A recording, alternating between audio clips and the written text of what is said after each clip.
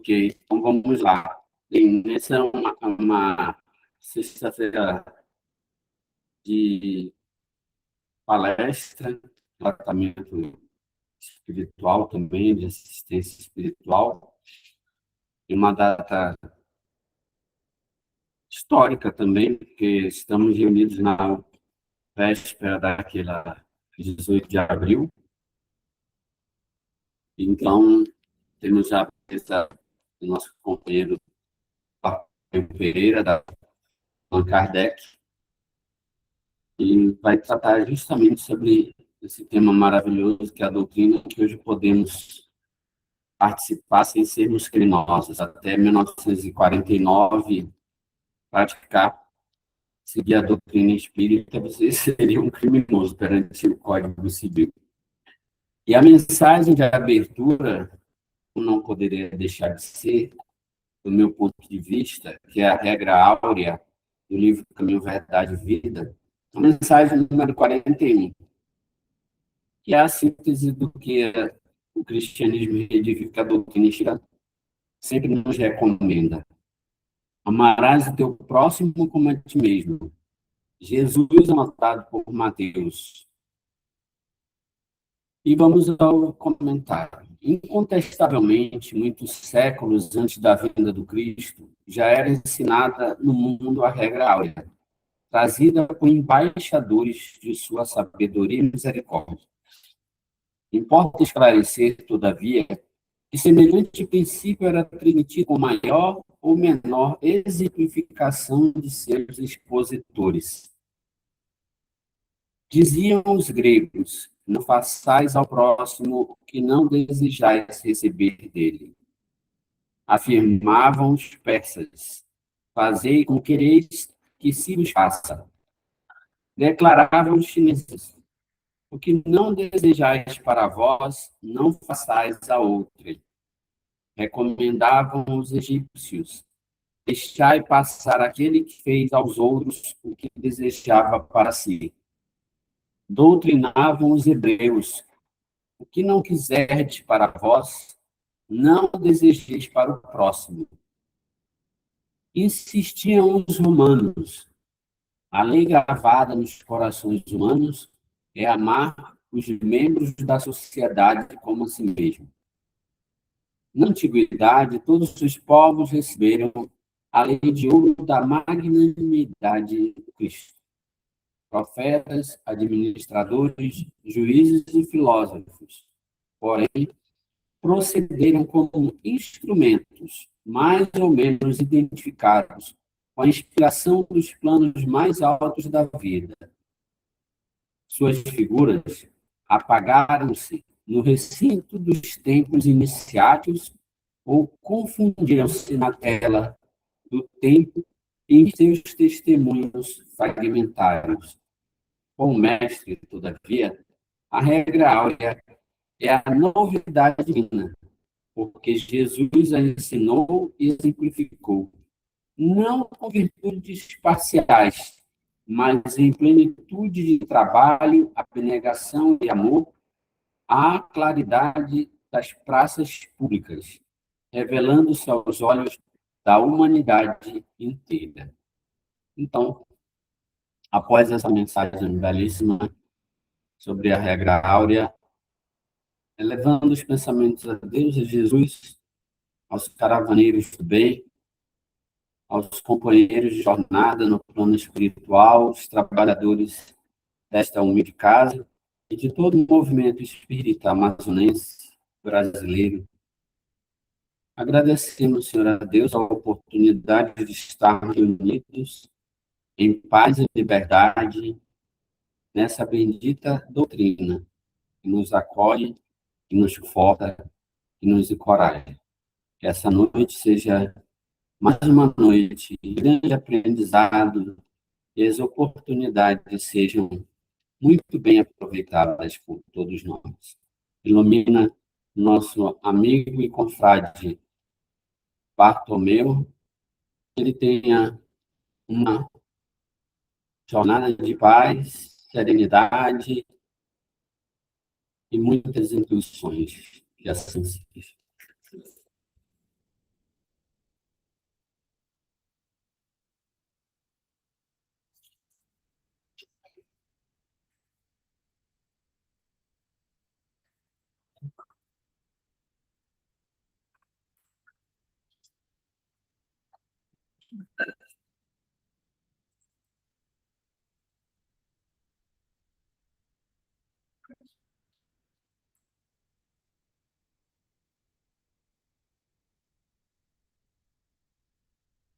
Lindos corações do Cristo. Boa noite. Sempre é uma felicidade para mim estar aqui. Por isso que quando o Charlton me convida, falo especial. Porque eu gosto de sentir, e aqui eu sinto fluidos,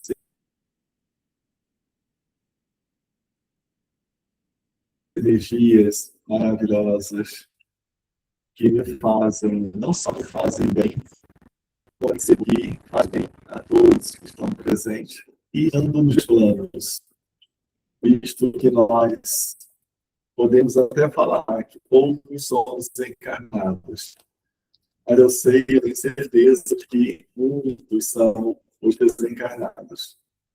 Tanto aqueles que vêm para nos inspirar, trazer bons pensamentos, o que falar, quanto aqueles que vêm para assistir, necessitando ouvir e principalmente sentir o amor de Deus para conosco.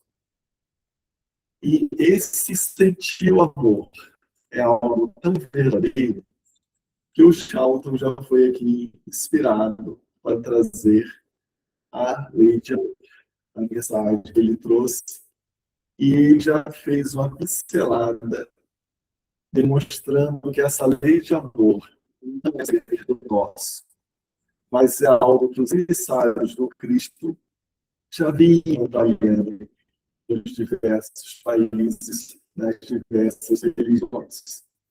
Por isso, nós podemos entender que essa lei é uma lei vinda de Deus. O apóstolo João, na sua primeira carta, 1 João, ele já vem registrando no capítulo 4, Deus é amor. E o que eu também gostaria de trazer para nós outros? Deus é amor e Deus é disciplina. E Deus também corrige os filhos que estão agindo de forma equivocada. É um Deus que educa, pois aquele filho que é educado é um filho que consegue entender as leis divinas e consegue agir conforme a vontade de Deus. Por isso que quando nós cometemos um erro, nos é apresentado uma corrigenda, algo que vai acontecer, nos chamando a atenção para que nós possamos ressignificar a nossa existência. Isso acontece conosco de forma individual, como também acontece conosco de forma coletiva. Então, para que eu chegue no Espiritismo, visto que amanhã, 18 de abril, a nossa doutrina pessoal está fazendo aniversário, nós vamos passear primeiro pelo judaísmo. Do judaísmo, vamos trabalhar para o cristianismo, para que a gente possa fechar com o espiritismo. Entendendo que essa coluna vertebral, esse encadeamento de primeira, segunda e terceira revelação, também não é uma particularidade nossa. Ou seja, só nós registramos. Visto que a Índia, visto que a China tem muito mais pessoas encarnadas do que nós. E esses estão, então, desejados por Deus? Não. Esses também recebem todo o amparo da providência divina. A providência divina abraça todas as criaturas, todos os filhos de Deus. E lá eles vão recebendo também, não exatamente nesta ordem, nesta cronologia, como nós sentimos necessidade de fazer, mas conforme as suas necessidades intelecto-morais, e vai ser registrado também nesses diversos países, como nos diversos mundos. Temos, então, o judaísmo. O judaísmo, como eu sempre gosto de destacar, ele traz a ideia de amor, onde nós temos 10 mandamentos: não terás outro Senhor Deus diante de mim. Não farás para ti imagens ou esculturas, nem as adorarás. Não tomarás o meu santo nome em vão. Lembra-te do sábado para o santificar. Vamos ver que esses 4 mandamentos têm uma relação da criatura para com Deus. Honrar vosso pai e vossa mãe, não matarás, não adulterarás, não furtarás, não dirás falso testemunho, não cobiçarás a casa, a mulher ou tudo que é do próximo. Quando nós pegamos mandamentos e relembrando um diálogo que o Cristo tem com o doutor da lei, ainda se referindo ao judaísmo, porque era um doutor da lei que conhecia, era um judeu, um doutor do judaísmo. E ele vai conversar com Cristo, ele pergunta: Senhor, o que eu devo fazer para conquistar os reinos dos céus? Tu sabes. Como tu lês? Eu leio: amarás o Senhor teu Deus de toda a força de sua alma, de seu coração, e o próximo com a ti mesmo. Muito bem. Disseste bem. Vejam a sutileza da pergunta do Cristo. Como você lê? Como tu lês? Como é que você lê? Ou seja, dentro do judaísmo, tinham o que eles chamam, o que nós poderíamos classificar como 3 tipos de interpretar a lei. Quais seriam esses 3 tipos? A lei escrita, que eles denominavam como Torá. Tinha alguns complementos, como os salmos e alguns profetas que eles abraçam. Então, nós tínhamos a lei escrita. Eles tinham, e ainda tem, o Talmud. O que seria o Talmud? Seria a lei falada, explicada. Então, aquele que é doutor, aquele que é mestre, ia à frente da sinagoga, do templo religioso, fazia a leitura da Torá e ali fazia sua interpretação. Eu leio desta forma. Eu interpreto deste jeito. E tinha também os judeus a chamada... Me falou, eu vou lembrar. Eu vou falando aqui, eu vou lembrar. Então, o que acontecia? A chamada Kabbalah. E o que era essa? O que era a diferença que nós tínhamos dessas 3 formas de você ver, escutar, interpretar e sentir a lei? Para que nós pudéssemos, para que os judeus pudessem ler, tinha a Torá. Como eu falei, o Talmud tinha essa conversação dentro do templo, a forma como que eu leio. E a Kabbalah, onde eles se reuniam de uma forma misteriosa e recebiam inspirações, ou seja, como hoje nós classificamos de médiuns, para receber informações sobre a lei. Isso acontecia.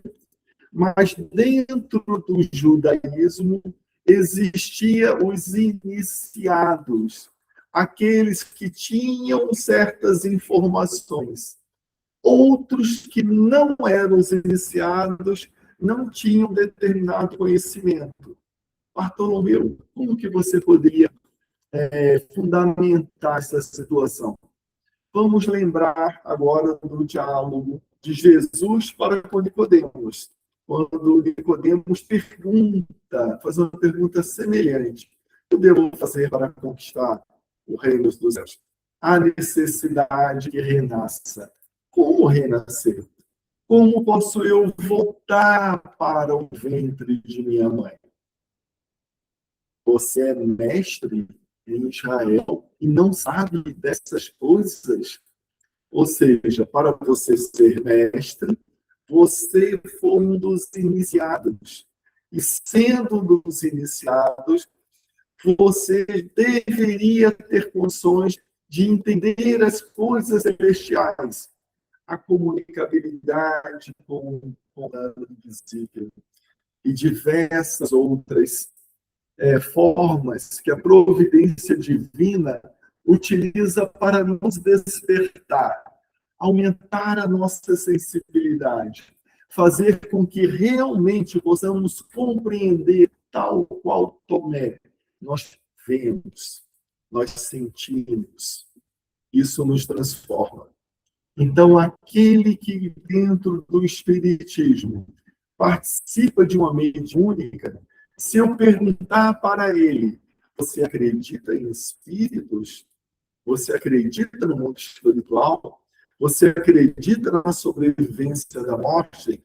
Você acredita na reencarnação? Ele já vai falar, não, eu não acredito. Eu agora tenho certeza. Eu sei que as pessoas reencarnam. Até aproveitando e falando das mediúnicas, no terreiro da mediúnica, nós recebemos o espírito de um evangelho, onde ele vinha defendendo a sua assistida, que era e participava da igreja evangélica. Mas, com os problemas que estava passando, nos curou. Lá nós conseguimos lhe dar um alívio. E nesse que o espírito evangélico veio conosco, a gente conversamos, temos essa inspiração. Ele era contra a nossa religião. Não admito a religião de vocês. Mas você está vendo que ela está reencarnada? Você vê que ela está numa carne diferente? Uma roupa diferente? Sim, eu vejo. Lembras do diálogo de Nicodemos para com Jesus? Lembro. E confesso que isso nunca me desceu bem na garganta. Mas agora você está vendo. Agora estou vendo. Agora você compreende. Seja bem-vindo à nossa casa, onde nós vamos trabalhar para te dar mais conhecimento, conforme a sua capacidade, do seu entendimento, para que você possa reencarnar dentro das fileiras da igreja evangélica e levar essa verdade. Assim, aquele que tem um contato com o misterioso, voltando ao judaísmo, os iniciados trabalhavam conforme suas capacidades, deixavam aquilo dentro do mistério, ficava só em acesso a alguns judeus. E tinha de ser assim. Os muitos não estavam preparados.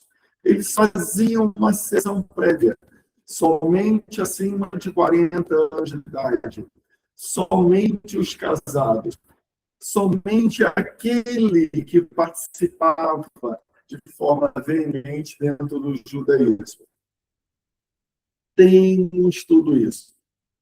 Quando Jesus Cristo vem entre eles, acontecendo o que nós falamos agora com o doutor da lei, que Jesus depois vai desdobrar em quem é o meu próximo com a parábola do samaritano. Falamos também quando Jesus tem o diálogo com Nicodemos. E nisso, chega um momento que Jesus, trazendo a luz do mundo, agora fazendo toda essa reflexão sobre o cristianismo. Jesus trazendo a luz do mundo. Jesus não só ama a Deus, Jesus não só ama o próximo, Jesus não só ama ele mesmo, como Jesus demonstra esse amor. Então, falar de amar o próximo, muitos falaram. Demonstrar como se ama o próximo, a veemência do amor de Jesus Cristo.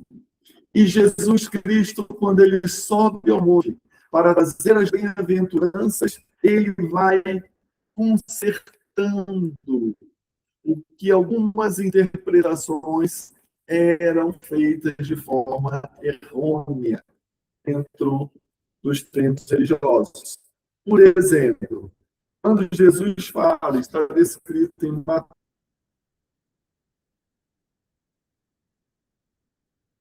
Mateus capítulo 5, de 22.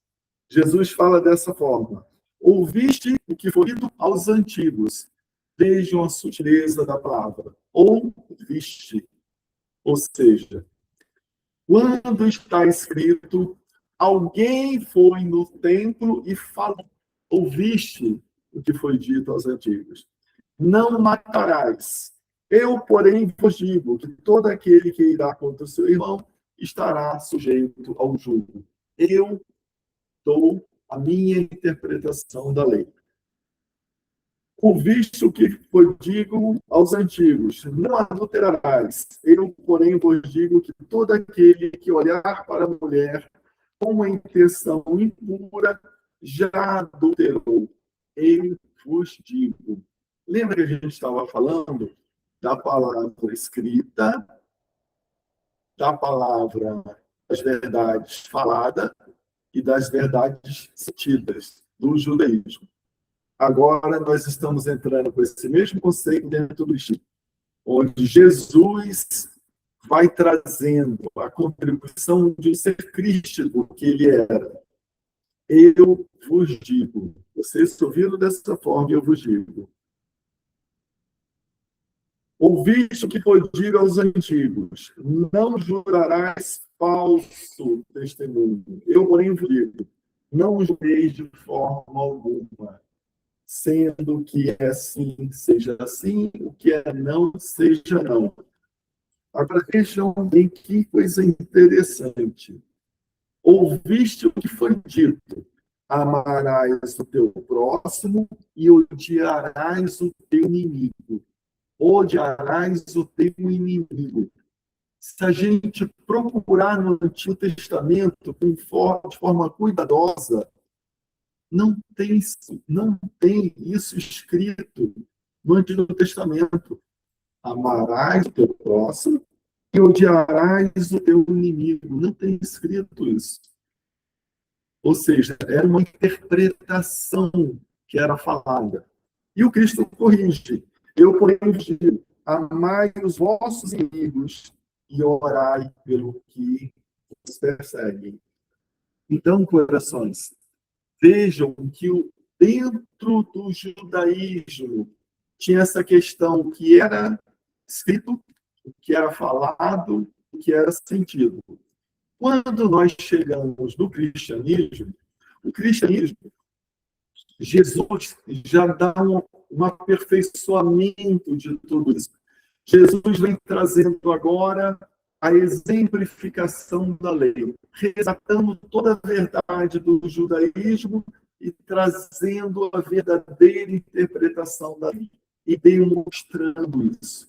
Jesus passa pelo que passa, onde todos nós sabemos do sacrifício de Jesus, a demonstração, a exemplificação ao extremo do amor, que é o que nós consideramos como paixão do Cristo, para que nós pudéssemos compreender toda a ressurreição, compreender os desígnios divinos. Passamos do cristianismo. Passa-se o tempo. E o Cristo já havia prometido o Consolador. Já havia prometido que seria uma outra pessoa. Agora nós entendemos que é uma outra doutrina. A humanidade é algo que nós devemos entender de forma bem concisa, bem tranquila. A humanidade também tem a sua forma do seu crescimento. A humanidade tem um estágio enquanto criança, a humanidade... Só um momento. Pode falar. Pode falar. Pode falar. Tá? Tá tudo bem com a senhora? Tá? Tá bom. Então, vejam, corações queridos, que a humanidade deve ser enxergada como nós nos enxergamos. Ou seja, Nós temos a fase enquanto criança, nós temos a fase enquanto adolescente e temos a fase enquanto adultos. Vamos lembrar que aqueles que vieram com o judaísmo, eles já foram exilados de outro planeta. Eles vieram com o conhecimento das leis divinas. E assim reencarnaram,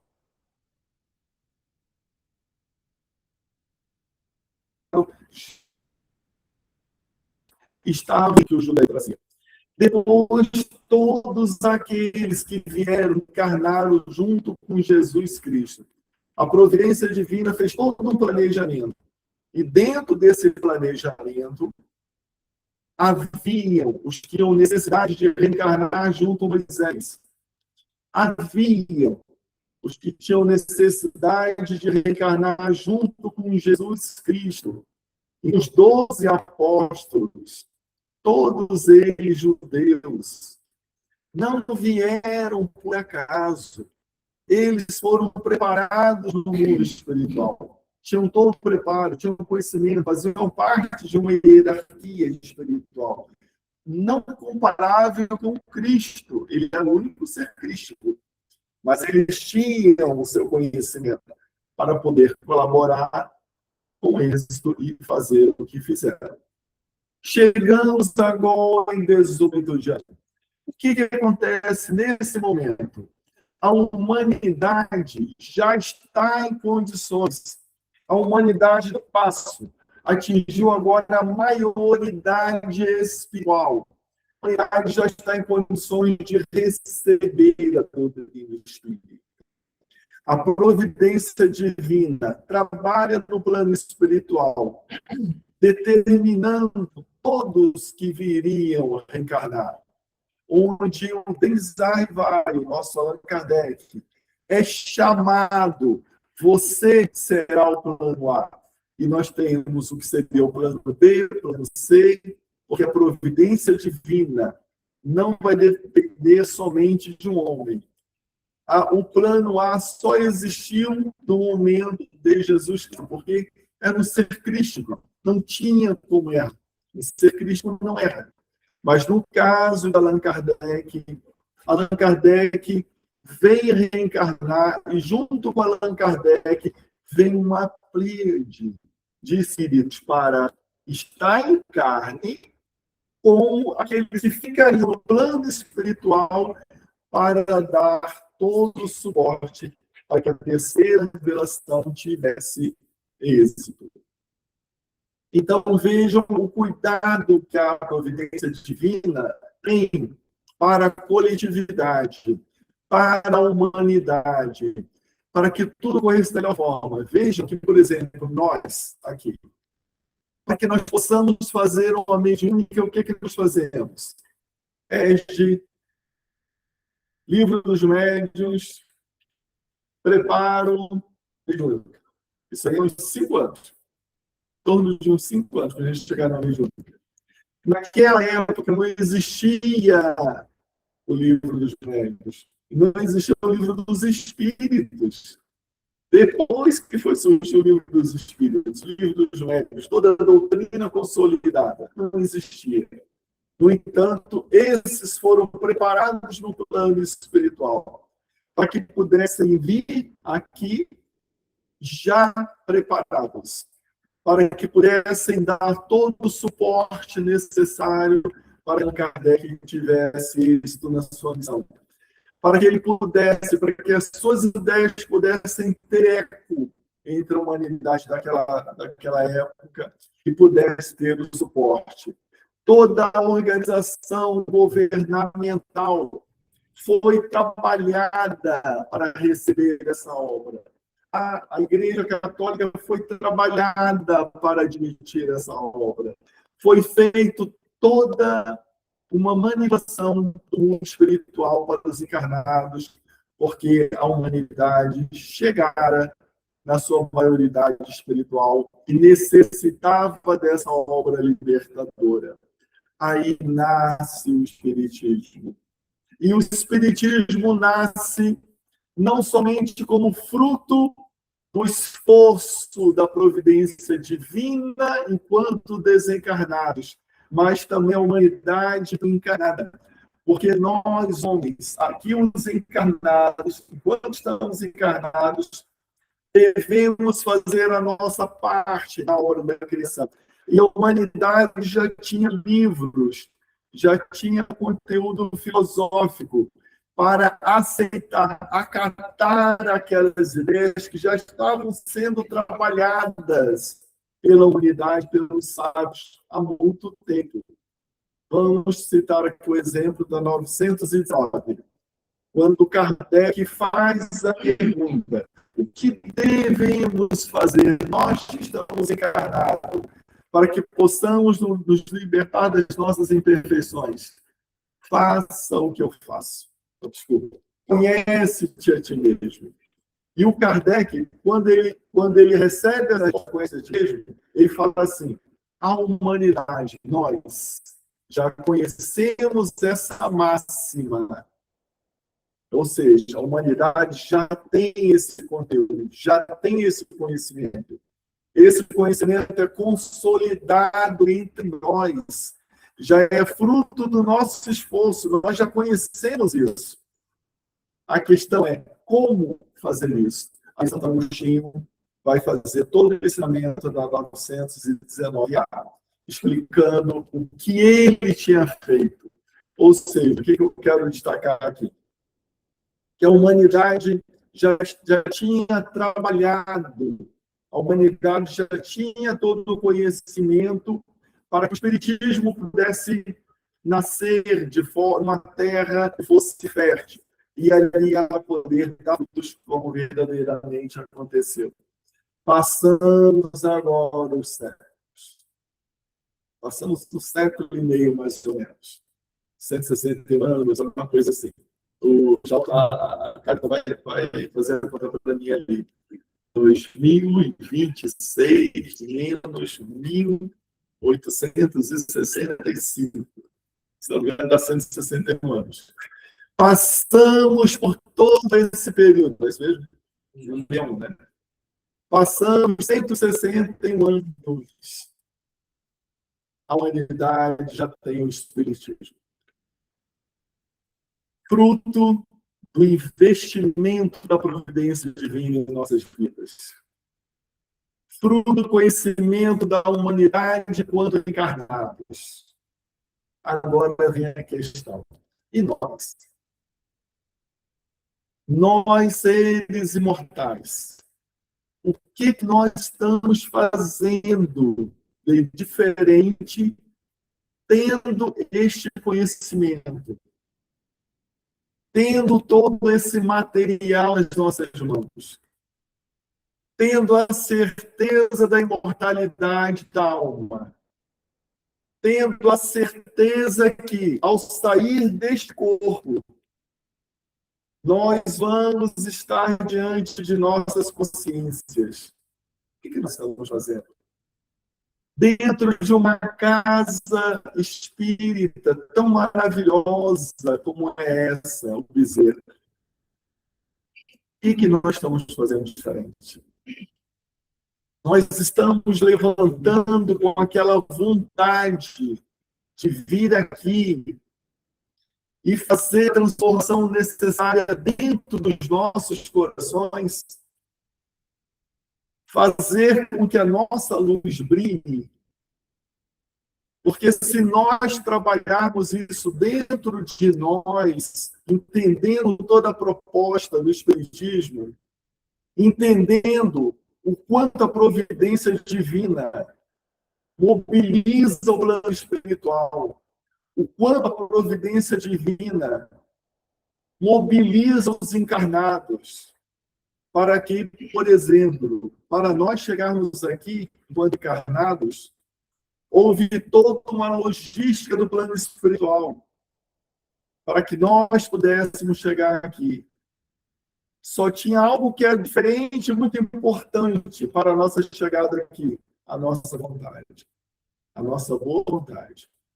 E chegamos. Ou, para aqueles que estão assistindo em casa, pararam seus afazeres domésticos e estão assistindo em casa. É algo fruto da mobilização do plano espiritual, como nós descrevemos aqui. O quanto o plano espiritual trabalhou, mobilizou a judaísmo, o quanto o plano espiritual trabalhou e mobilizou para o cristianismo, tanto aqueles que ficaram no plano espiritual quanto aqueles que encarnaram, o quanto a providência divina trabalhou no espiritismo, tanto no plano espiritual quanto no plano corpóreo que nós estamos aqui.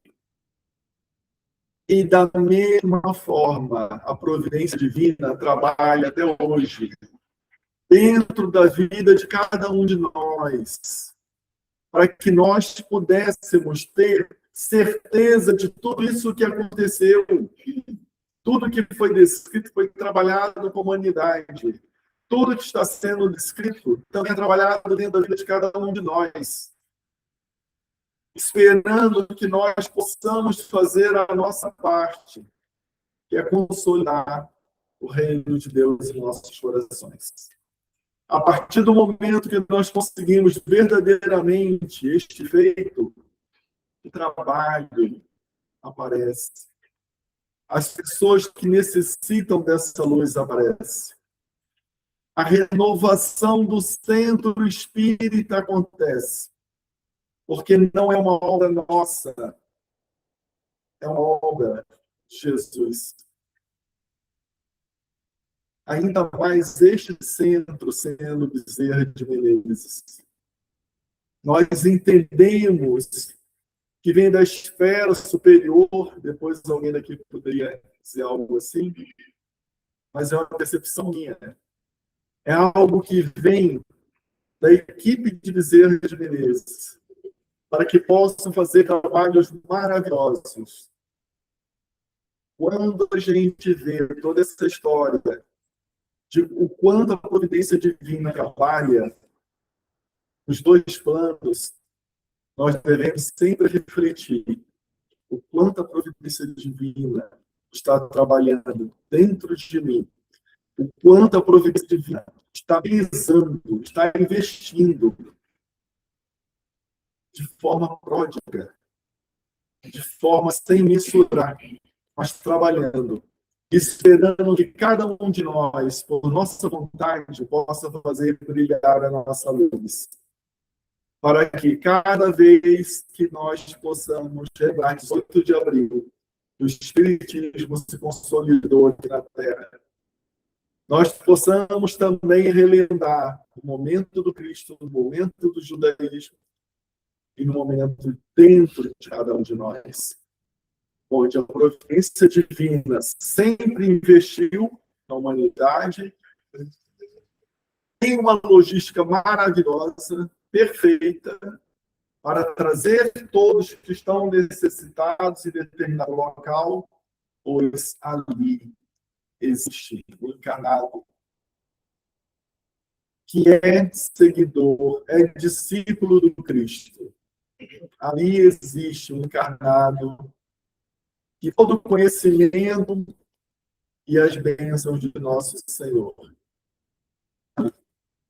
Então, aquela criatura é deslocada para o local e deverá, ao chegar aqui, receber todo o amor, todo o verdadeiro amor, todo o nosso respeito, toda a nossa consideração, para que possamos ali abraçá-los e amar a Ele, como Cristo nos amou e como o nosso Mestre nos ensinou. Se ensinou. Amados uns aos outros, com a eles. Obrigado, pessoas.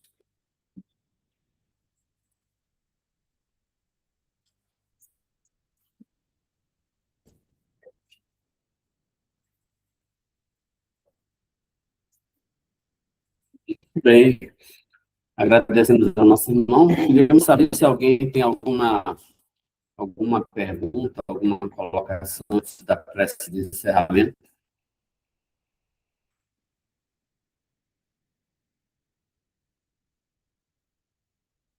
Bem, então, vamos fazer a nossa prece, agradecendo a Deus, a Jesus, a equipe espiritual que nos acompanha, que nos acompanhou nesta noite. Rogamos a assistência por todos aqueles que estão assistindo e também aqueles que assistirão em algum momento, que cada um possa refletir sobre todos os esclarecimentos, as observações que o nosso irmão